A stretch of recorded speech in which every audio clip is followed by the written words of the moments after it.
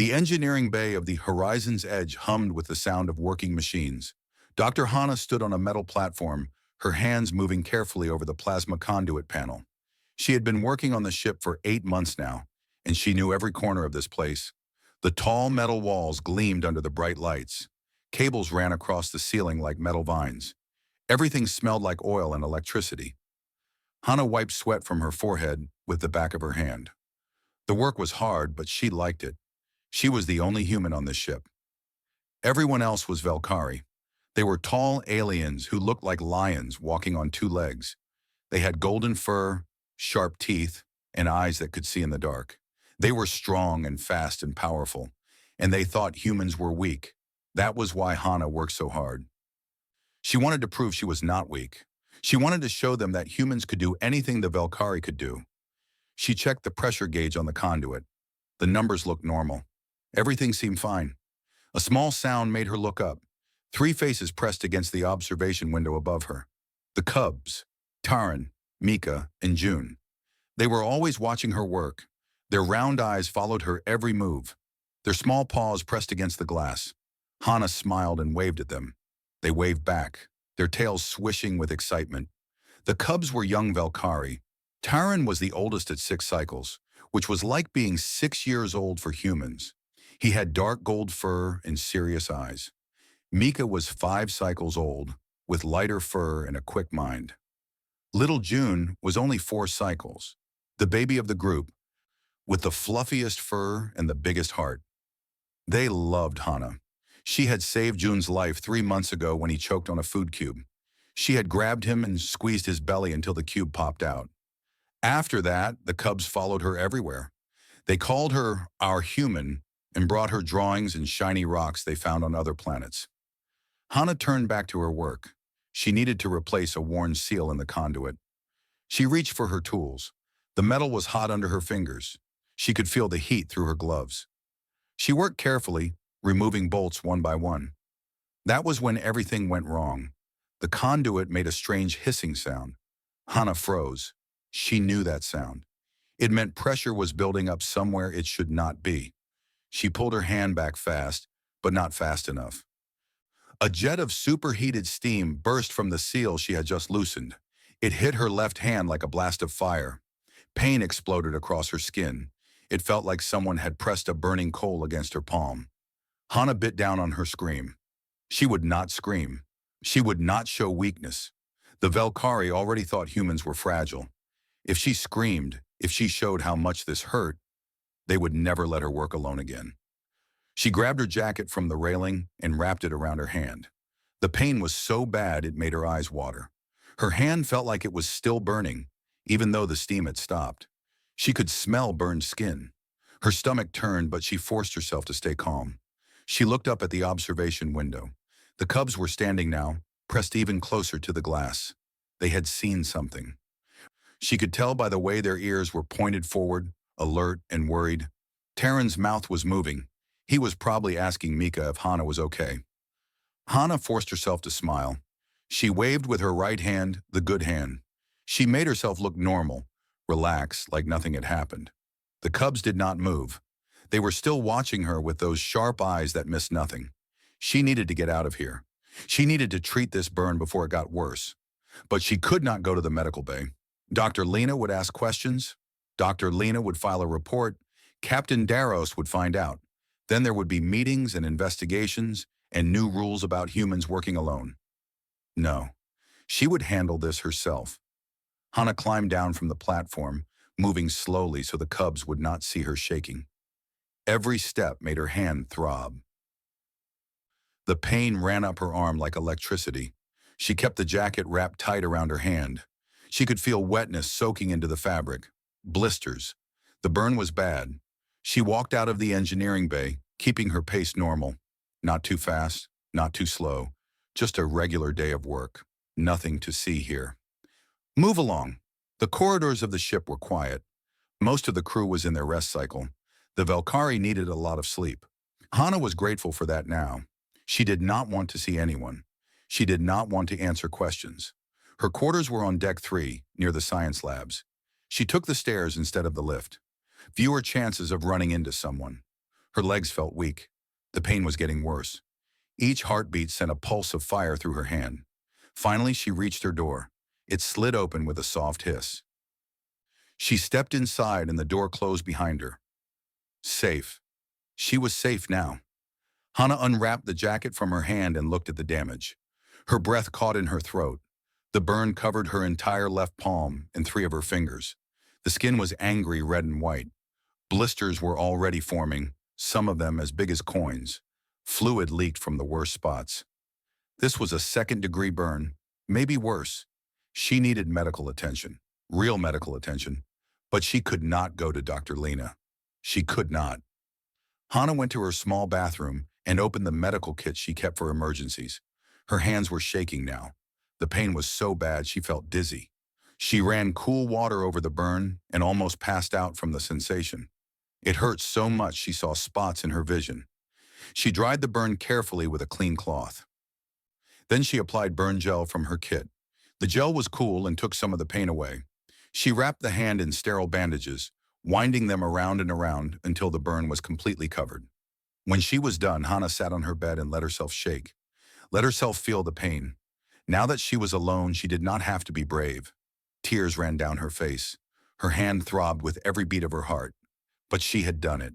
She had hidden the injury. No one knew except the cubs, and they were just children. They would forget about it soon. Everything would be fine. Hana did not know that the cubs never forgot anything. She did not know that they were, at that very moment, gathering in their den to talk about what they had seen. She did not know that Valkyrie cubs, even young ones, took the protection of their pack very seriously. She did not know that her secret was already unraveling. Outside her door in the quiet corridor, small paw prints tracked back and forth. Someone had been listening. Someone small and furry, with excellent hearing and a nose that could smell blood through metal walls. Little June had followed her home, and now he knew exactly where the hurt human was hiding. The cub's den was a small room near the family quarters.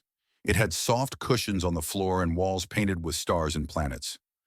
Toys were scattered everywhere. A data pad lay forgotten in the corner.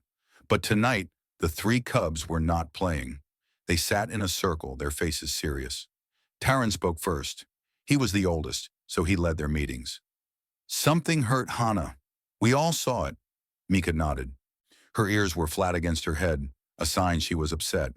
Steam came out of the machine. It hit her hand. I saw it. June, the smallest, hugged his favorite blanket. She smelled scared and hurt. I could smell it even through the window. His nose twitched. I followed her to her room. She is still there. Still hurt.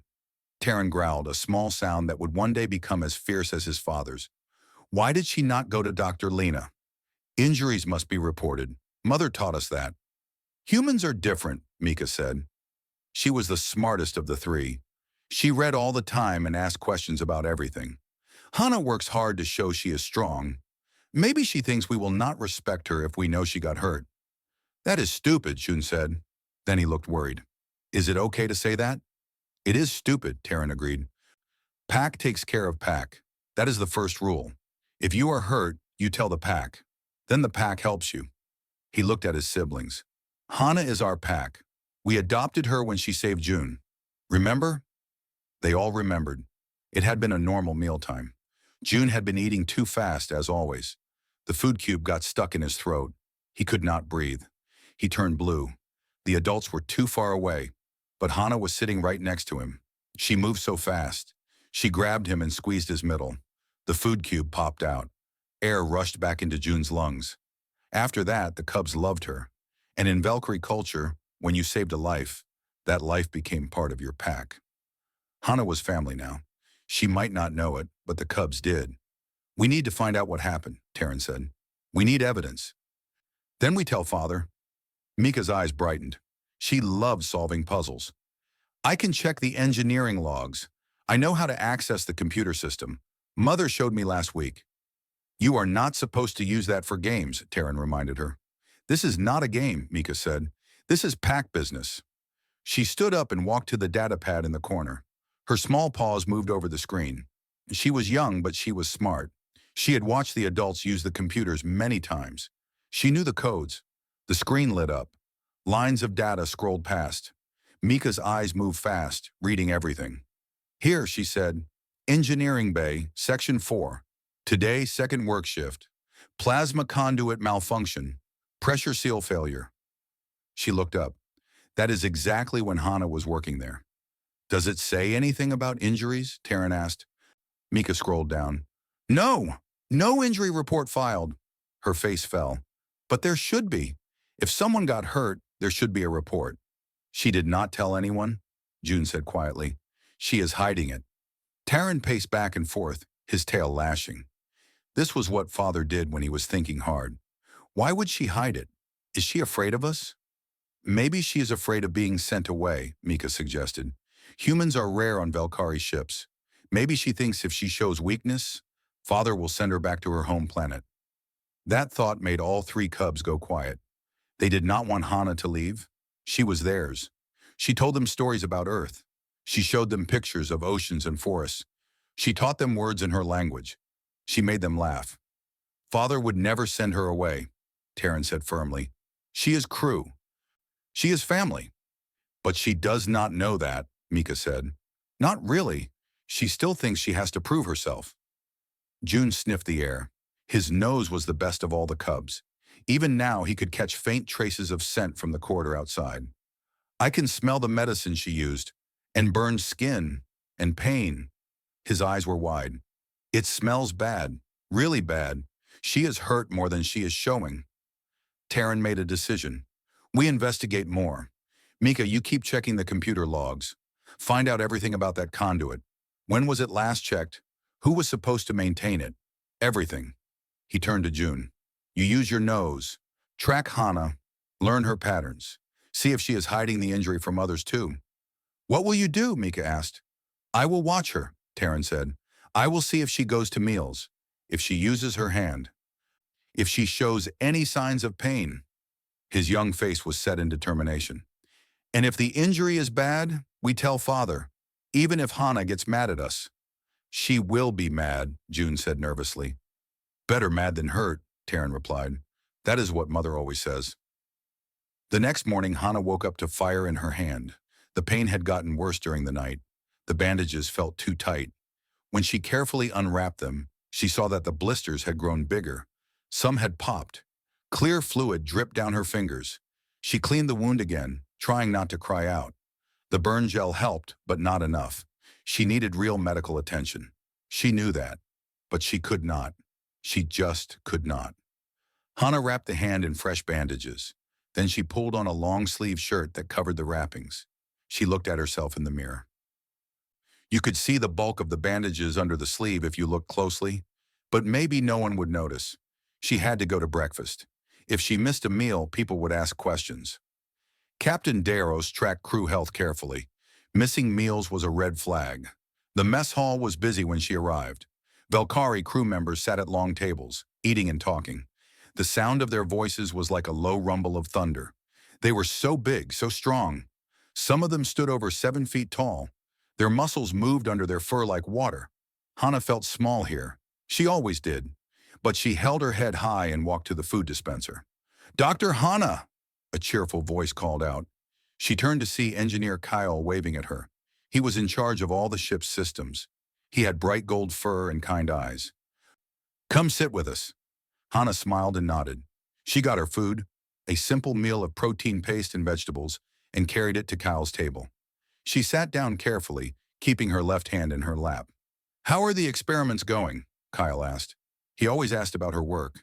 He was one of the few Velkari who treated her like an equal. Good, Hana said. The plant samples from the last planet are growing well. I think we might have found something useful. They talked about work. Hana ate with her right hand, slowly. It was hard to cut the food one-handed, but she managed. She kept her left hand hidden under the table. The pain throbbed with every heartbeat, but she kept her face calm. What she did not see was 3 small faces watching from the doorway. The cubs had followed her. They saw how she ate with only one hand. They saw how she held herself stiff, like moving hurt. They saw everything. Taryn whispered to his siblings, "She is definitely hiding something." After breakfast, Hana went to the science lab. This was her space. She had experiments running, plants growing, samples to analyze. Work would distract her from the pain, but working one-handed was harder than she expected. She knocked over a beaker and barely caught it. She could not open a sealed container. Simple tasks became frustrating struggles. "Need help?" a small voice asked. Hana jumped. She turned to see Mika standing in the doorway. The cub's head barely reached Hana's waist. "Mika, what are you doing here? Aren't you supposed to be at lessons?" "Lesson time is over," Mika said. She walked into the lab, her eyes curious. "What are you working on?" "Just some plant analysis," Hana said. She tried to open the container again, using her right hand and her body. It was awkward and painful. "Why do you not use both hands?" Mika asked innocently. My left hand is busy holding this," Hana lied. Mika's ears twitched. Hana did not know that Valkyrie could hear heartbeats. They could tell when someone was lying because the heart beat faster. And right now, Hana's heart was racing. "Oh," Mika said. "Okay." She watched Hana struggle for another moment. Then she asked, "Does it hurt?" "Does what hurt?" "Your hand, the burned one." Hana froze. She looked down at Mika. The cub's face was serious, concerned. Not accusing, just worried. "How did you—" "We saw," Mika said simply. "Yesterday, in the engineering bay, the steam hit your hand. We saw it happen." Hana's stomach dropped. "Mika, it is nothing. Just a small burn. I am fine." "You are not fine," Mika said. Her voice was firm. "You are hurt, and you did not report it. That is against rules." "I know," Hana said quietly, "but I am handling it. Please do not tell anyone." Mika looked at her for a long moment. Then she said, "Taryn and June know too. We are investigating." "Investigating what?" "Who hurt you?" Mika said, as if it was obvious. "Someone is responsible. Equipment does not break by itself. Someone did not maintain it properly. Someone failed to keep you safe." "It was an accident," Hana protested. "Accidents happen because someone made a mistake," Mika said, "and mistakes have consequences." She turned to leave. At the door, she looked back. "You should tell Dr. Lena before we tell Father." Then she was gone, leaving Hana standing alone in the lab, her secret exposed, her heart pounding with fear and something else, something that felt almost like being cared for. Hana tried to focus on her work, but her mind kept returning to Mika's words. The cubs were investigating. They knew about the burn, and they were going to tell Captain Daros if she did not go to Dr. Lena first. Her hand throbbed under the bandages. The pain was getting worse, not better. She knew the signs of infection: heat, swelling, increasing pain. She needed antibiotics. She needed proper treatment. But going to Dr. Lena meant admitting she had hidden an injury. It meant facing consequences. Still, it was better than having the cubs tell everyone. At least if she went to Dr. Lena herself, she could control the story. Hana put away her samples and left the lab. The medical bay was on deck 2 near the bridge. It was a long walk, and every step made her more nervous. Her hand hurt. Her heart raced. She felt like a child being sent to the principal's office. The medical bay doors slid open with a soft hiss. Inside, everything was clean and white. Medical equipment lined the walls. A surgical table sat in the center of the room. And standing at a computer console was Dr. Lena. Dr. Lena was a female Valkyrie with silver-gray fur. She was older than most of the crew, with wise eyes and gentle paws. She had been a doctor for over 30 cycles. She had seen everything. She looked up when Hana entered. "Dr. Hana, what brings you here?" Then her nose twitched. Her eyes narrowed. "You are hurt. How can you—" "I can smell it," Dr. Lena said. "Burned skin, infection starting, pain suppressants in your sweat." She walked over to Hana, moving with the grace all Valkyrie had. "Show me." There was no point in lying now. Hana held out her left hand. Dr. Lena carefully unwrapped the bandages. When she saw the burn, her ears went flat against her head. "This is a 2nd-degree burn," Dr. Lena said quietly. "Possibly 3rd degree in some areas." "When did this happen?" "Yesterday, in the engineering bay." "Yesterday?" Dr. Lena's voice rose. "You have been walking around with this for a full day? You did not report it? You did not come to me immediately? I thought I could handle it myself." Hana said. She felt small under Dr. Lena's gaze. Handle it yourself, Dr. Lena repeated. She took a deep breath. Sit down, now. Hana sat on the exam table. Lena brought over a scanner and ran it over the burned hand. The machine beeped and hummed, analyzing the damage. Dr. Lena's face grew more serious as she read the results. You have a significant infection starting, Dr. Lena said. Another day and it would have spread into your bloodstream. You could have lost the hand. You could have died. Hana felt cold. I did not think. No, you did not think, Dr. Lena said sharply. You thought you could handle this alone. You thought you did not need help. She prepared an injection. This is going to hurt. The antibiotic shot did hurt. Hana bit her lip but did not cry out. Dr. Lena cleaned the wound with efficient, careful movements. Then she applied a regeneration gel that was much better than what Hana had in her personal medical kit. Finally, she wrapped the hand in a proper medical bandage that would monitor healing. You will need to come back every day for treatment, Dr. Lena said. The hand will heal in about a week if you follow my instructions, but there will be scarring. I understand, Hana said quietly. Dr. Lena sat down next to her. Why did you not come to me right away? Do you not trust me? It is not that, Hana said. I knew what would happen. You would file a report. Captain Darrows would find out. There would be meetings and investigations. Everyone would think I am weak. They would not let me work alone anymore. And that is more important than your health? Dr. Lena asked. More important than your life? Hana did not answer. She could not explain the constant pressure she felt, the need to prove herself. The fear that one mistake would mean being sent away from the only job she loved. Dr. Lena sighed. I have to file a report. It is protocol, but I will make sure Captain Darrows understands it was an equipment failure, not your fault. Thank you, Hana whispered. Now go rest, Dr. Lena said. No work for today. Doctor's orders. Hana left the medical bay with her hand properly bandaged and her secret fully exposed. She felt relieved and terrified at the same time. Dr. Lena would file the report. Captain Darrows would know. Everything she had tried to hide would come out. She went to the mess hall because it was lunchtime, and Dr. Lena had told her to eat regularly. The room was less crowded now. Only a few crew members sat at the tables. Hana got her food and found a quiet corner. She had only taken a few bites when she heard the sound of small paws on metal. She looked up to see all 3 cubs marching toward her table. They moved with purpose, their young faces set in serious expressions that looked funny on such small creatures. They surrounded her table. Taryn stood directly in front of her. Mika sat to her right. June climbed onto the bench next to her left side, near her injured hand. We know you went to Dr. Lena, Taryn said. Mika's mother told us. Of course, Dr. Lena was Mika's mother. Hana had forgotten that. Show us, Taryn demanded. You can see it is bandaged, Hana said, holding up her hand. Proper bandages now, Mika observed. Good. Mother's bandages are the best. June leaned close and sniffed her hand carefully. Still smells hurt, but also smells like medicine. Strong medicine. He looked up at Hana with big eyes. Will you be okay? I will be fine, Hana assured him. Dr. Lena gave me good treatment. That is not the question, Taryn said. His voice was stern, trying to sound like his father. The question is, who did this to you?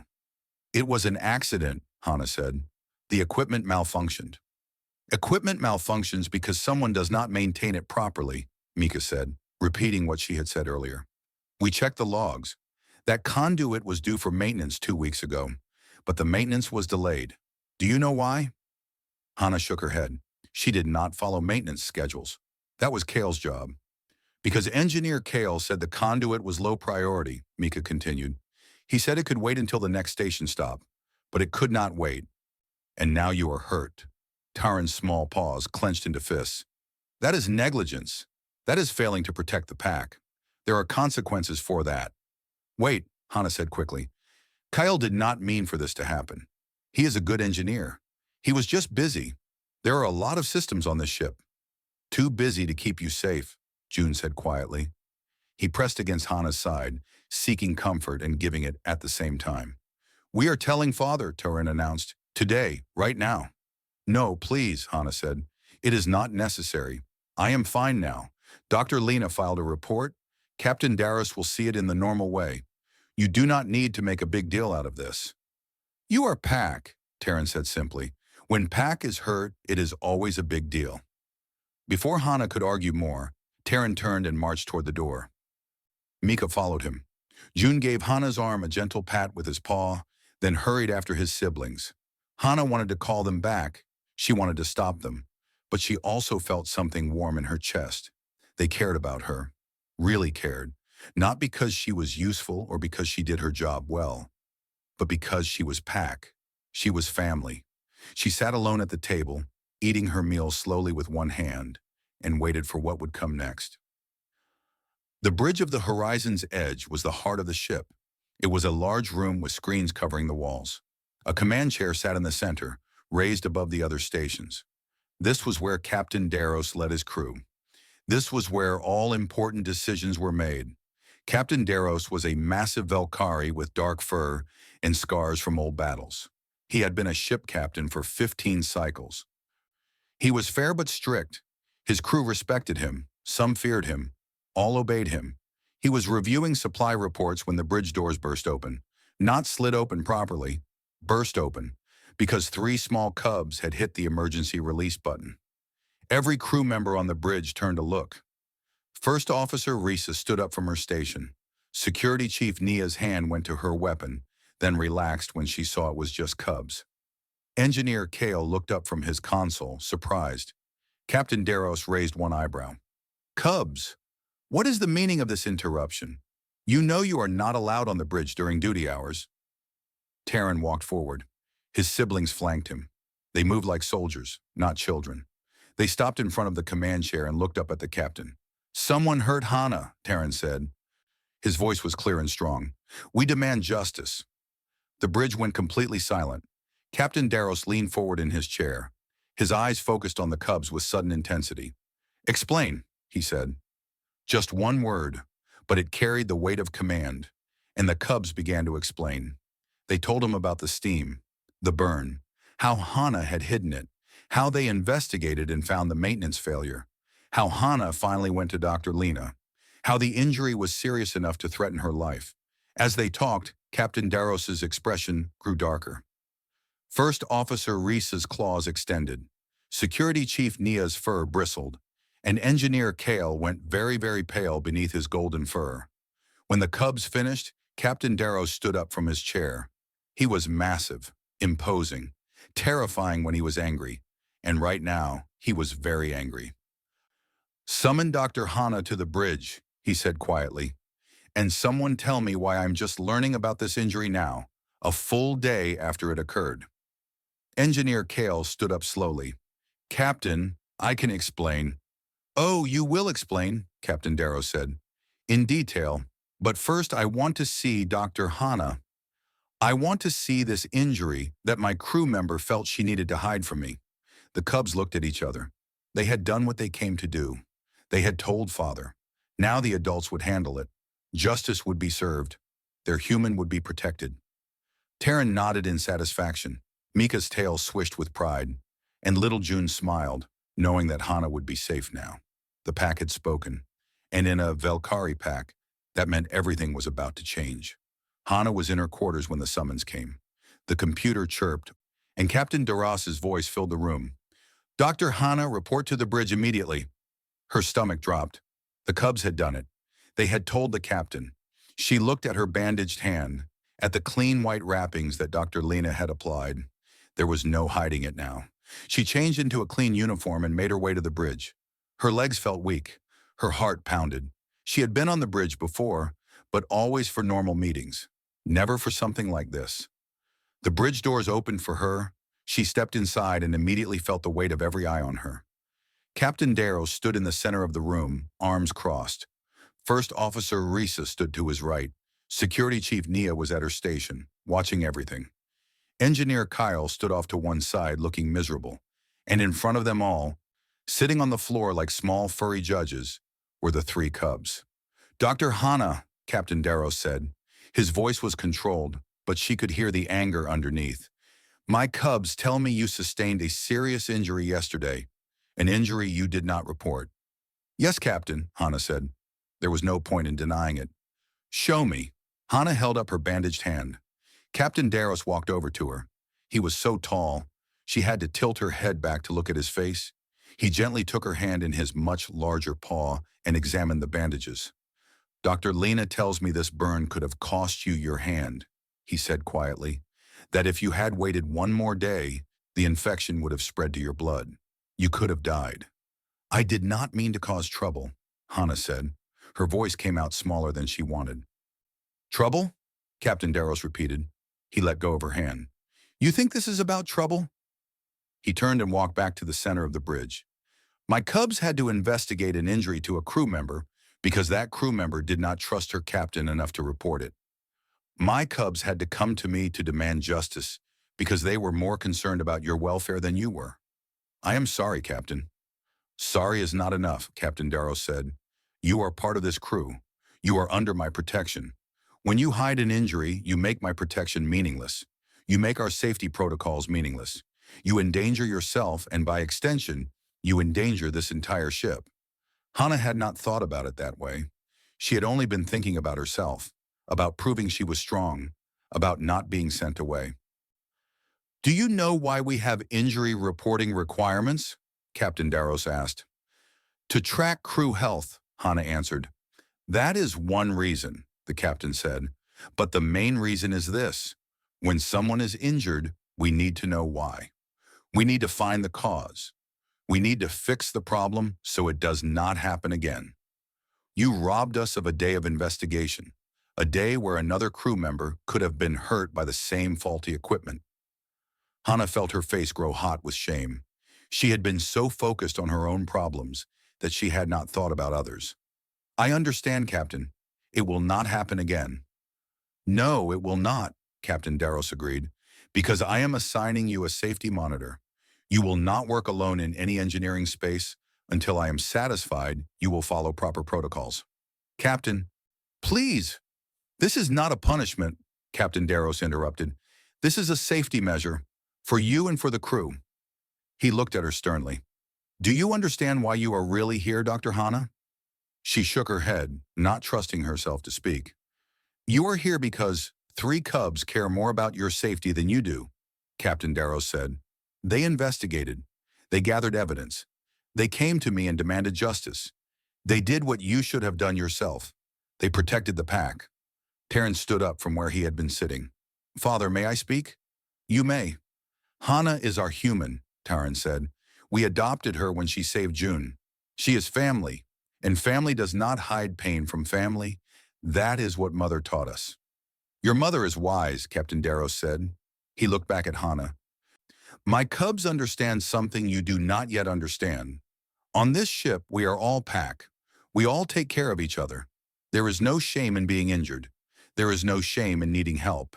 The only shame is in suffering alone when you are surrounded by those who would help you. Hana felt tears building in her eyes. She blinked them back, trying to stay professional. But it was hard. For 8 months, she had been trying so hard to be strong, to be independent, to prove she belonged here. And all that time she had already belonged. She just had not realized it. I understand, Captain, she said quietly. Good. Captain Darrows turned to Engineer Kale. Now, as for you. Kyle straightened up. His ears were flat against his head. Captain, I take full responsibility for the equipment failure. The maintenance on that conduit was scheduled 2 weeks ago. I delayed it because we were short-staffed and I prioritized other systems. That was my mistake. Yes, it was, Captain Doris said, and your mistake nearly cost us a crew member. What do you have to say about that? There is nothing I can say that would be sufficient, Kyle said. I failed in my duty. I failed to keep Dr. Hana safe. I accept whatever consequences you deem appropriate. Captain Darrows was quiet for a moment. Then he said, You will conduct a full safety review of all engineering systems. Every conduit, every seal, every pressure valve. I want a complete report on my desk in 3 days. Any system that is even slightly questionable gets immediate maintenance. No delays, no prioritizing. Safety comes first. Yes, Captain. Furthermore, you will personally apologize to Dr. Hana, and you will work with her as her safety monitor for the next month. You will ensure she follows all protocols, and she will ensure you do not delay any more maintenance." Cal looked surprised. "Captain, Yes, sir. Thank you, sir." "Do not thank me," Captain Darrow said. "I am not being kind. I am being practical. You both need to learn from this incident. You will learn together." He sat back in his command chair. "Now, as for the cubs," the three young Velkari looked up at their father. They had been so confident before, but now they looked nervous. Had they done something wrong? "You three," Captain Darrow said, and his voice was softer now, "showed initiative, intelligence, and loyalty. You protected a member of your pack when she would not protect herself. You gathered evidence. You presented your case clearly and logically." He paused. "I am proud of you." The cubs' eyes went wide. Their tails started to wag. Being praised by father was the best thing in the world. "However," Captain Darrows continued, and the tail stopped wagging, "you also broke several rules. You accessed computer systems without authorization. You entered the bridge without permission. You interrupted duty operations." "But it was for Hana," June said in a small voice. "I know," Captain Darrow said, "and that is why your punishment will be light. You will each write a report on proper emergency protocols, due tomorrow, and you will apologize to First Officer Risa for interrupting her work." "Yes, father," they said in unison. "Good, now go, all of you, back to your duties." The cubs stood and filed out of the bridge. As Taran passed Hana, he stopped and looked up at her. "Are you okay now?" he asked. "I am okay," Hana said.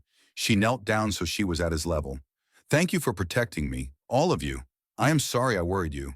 "You are Pack," Taran said simply. "Pack protects Pack." Then he hugged her, careful not to touch her injured hand. Mika and June joined in, making a small pile of cubs around Hana. She hugged them back, these fierce little creatures who cared about her so much.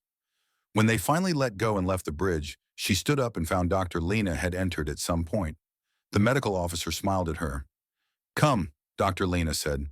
"I need to check your bandages, and we need to talk about why you thought you had to handle this alone." As Hana followed Dr. Lena off the bridge, Captain Daros called after her. "Dr. Hana," she turned back. "You are a valued member of this crew," he said. "Do not forget that, and do not make me send cubs after you again." There was the hint of humor in his voice. Hana managed a small smile. "I will not, Captain, I promise."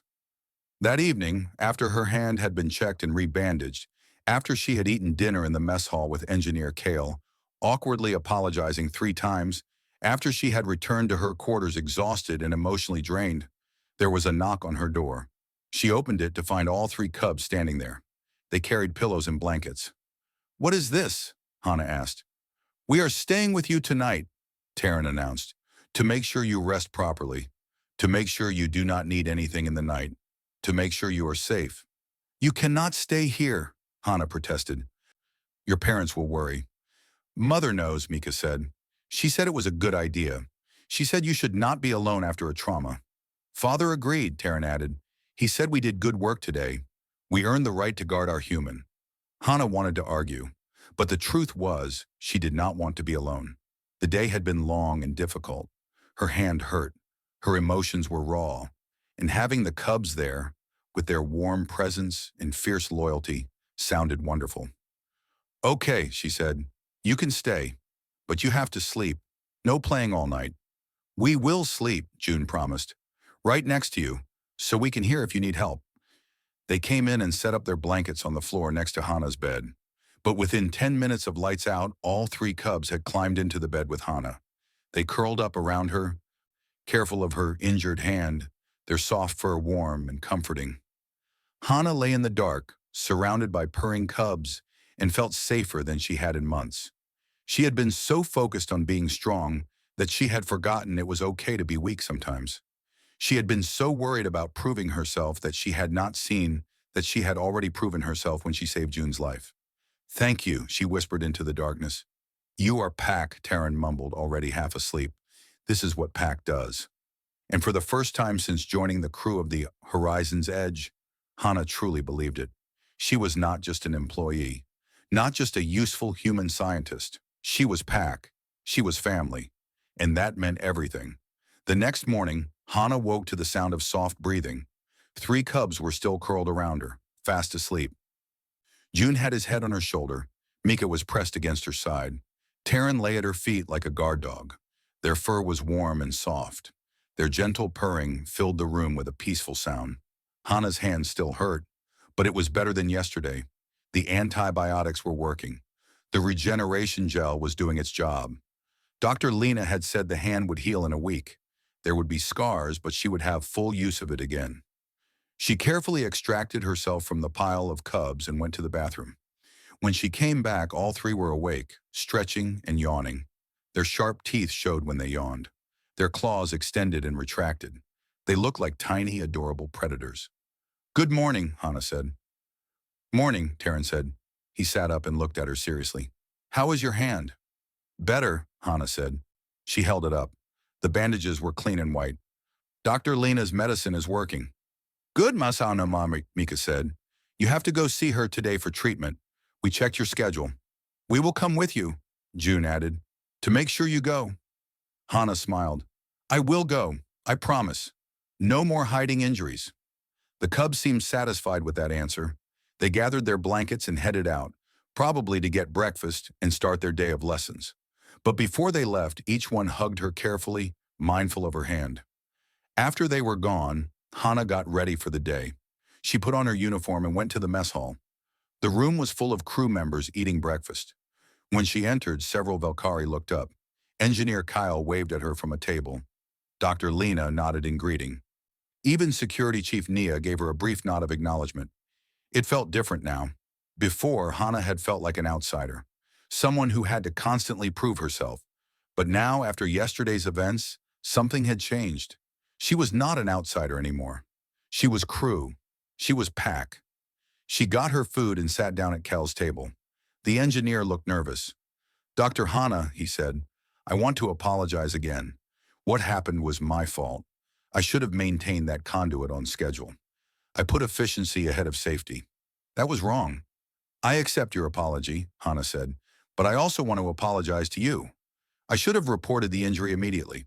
If I had, you would have known about the problem faster. Another person might have been hurt." Kyle nodded. "Captain Daros assigned me as your safety monitor. I hope that is okay."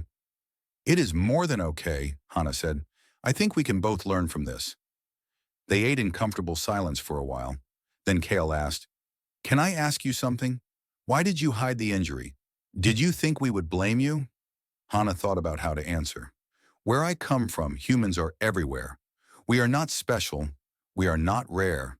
But here I am the only human on the ship. Everyone is bigger than me, stronger than me, faster than me. I felt like I had to work twice as hard to prove I belonged here. I thought if I showed weakness, you would all think I was not good enough, that I was too fragile for this work. But you saved Yoon's life," Kale said. "You have published 3 research papers since joining us. You work harder than most of the crew. You have already proven yourself 100 times over." "I know that now," Hana said, "but in my head, it did not feel like enough. It is hard to explain." "No, I understand," Kyle said. "I was the youngest engineer on a ship once. I was always trying to prove myself too. I made mistakes because I was trying too hard. I learned that being part of a crew means accepting help. It means trusting your packmates." "Pack," Hana repeated. "That word keeps coming up." "It is the most important word in Valkyrie culture," Kyle explained. "Pack is family. Pack is trust. Pack is knowing that someone has your back, always. You are Pack now, Dr. Hana. Not because you are perfect. Not because you never make mistakes. But because you are one of us. Because we choose to stand with you." Hana felt tears in her eyes again. She blinked them away. "Thank you," she said quietly. After breakfast, she went to the medical bay for her treatment. Dr. Lena carefully removed the bandages and examined the burn. The blisters were starting to heal. The redness was fading. The infection was gone. "Good progress," as Dr. Lena said. She applied fresh regeneration gel. "You are healing well. Keep following the treatment plan, and you will be fine." "Dr. Lena," Hana said, "can I ask you something? How did you know I was hurt yesterday, before I even came to see you?" Dr. Lena smiled. "Mika told me. She came to me very seriously and said, 'Mother, Our human is hurt and hiding it. We need you to make her come see you. So I was ready when you finally arrived. The Cubs told you?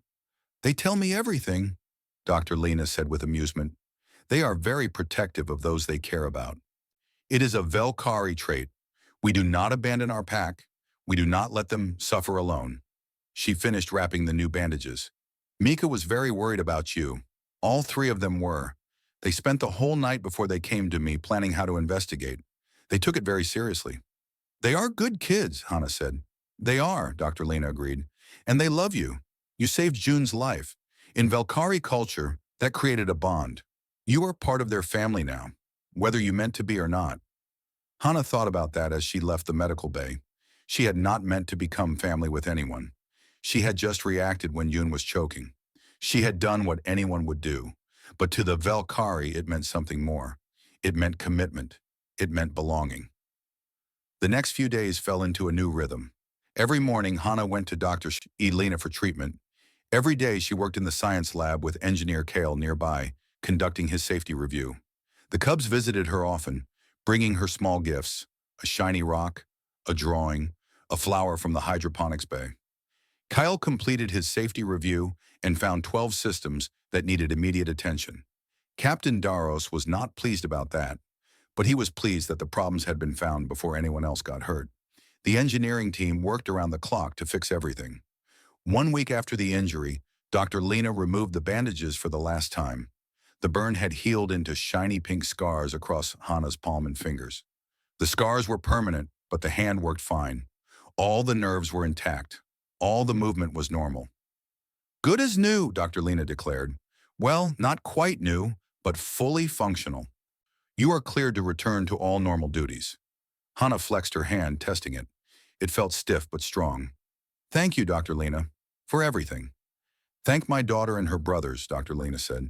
They are the ones who made sure you got help. That evening, there was a gathering in the mess hall. Captain Daros had called an all-crew meeting. Hana arrived to find the entire crew assembled. The Cubs sat in the front row, looking proud and important. Captain Daros stood at the front of the room. I have gathered you all here to discuss an incident that occurred 1 week ago. Dr. Hana sustained a serious injury.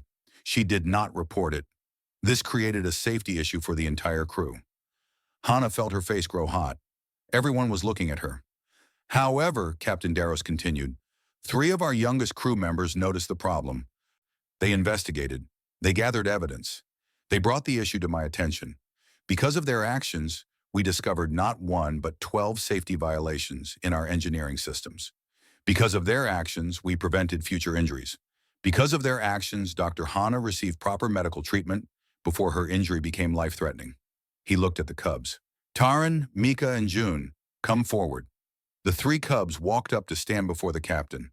They looked nervous and excited at the same time. In recognition of your initiative, loyalty, and dedication to crew safety, Captain Daros said, I am awarding each of you a commendation for exceptional service. These will be placed in your permanent records. The crew erupted in applause. The Cubs' eyes went wide with shock and joy. Commendations were serious. Adults got them for brave actions or exceptional work. Cubs almost never got them. Furthermore, Captain Daros said, I am officially recognizing Dr. Hana's adoption into the family unit of Security Chief Nia and Dr. Lena. As you all know, Dr. Hana saved the life of June 3 months ago.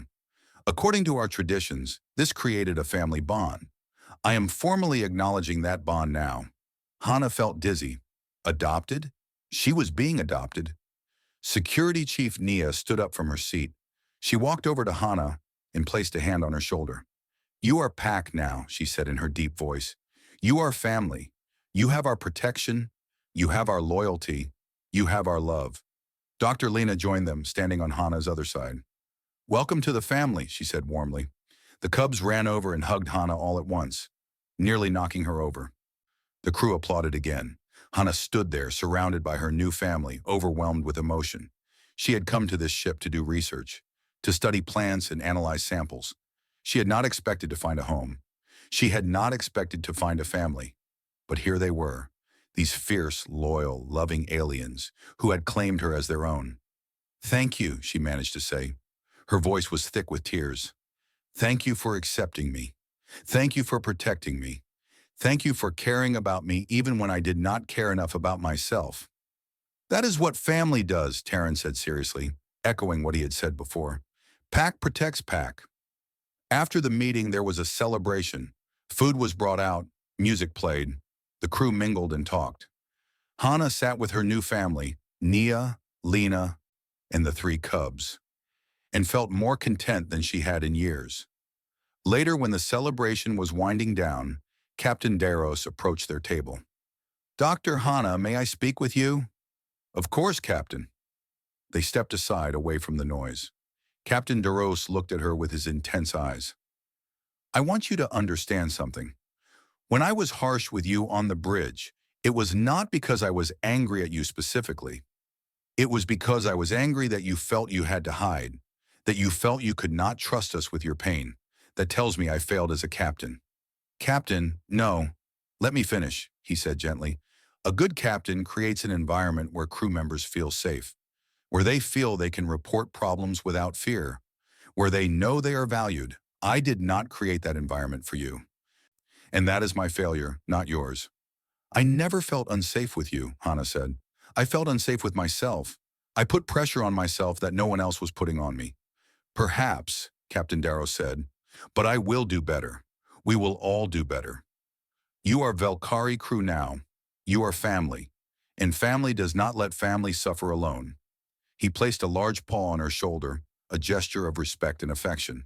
Then he walked away, leaving Hannah standing there feeling more valued and more seen than ever before. That night, the cubs insisted on staying with her again. Just to make sure you are okay, Taryn explained. But Hannah suspected it was because they liked sleeping in a pile, and they had decided she was part of their pile now. She did not mind. She curled up with three warm, purring cubs around her and thought about how much her life had changed. She had hidden her burned hand because she was afraid of being seen as weak, but the cubs had seen her pain anyway. They had refused to let her hide. They had demanded to know who injured their human, and in doing so, they had forced her to accept something she had been denying. She was not alone. She had never been alone. She had just been too scared to accept the family that was waiting for her. As she drifted off to sleep, surrounded by the soft breathing of cubs and the gentle hum of the ship, Hannah looked at her scarred hand in the dim light.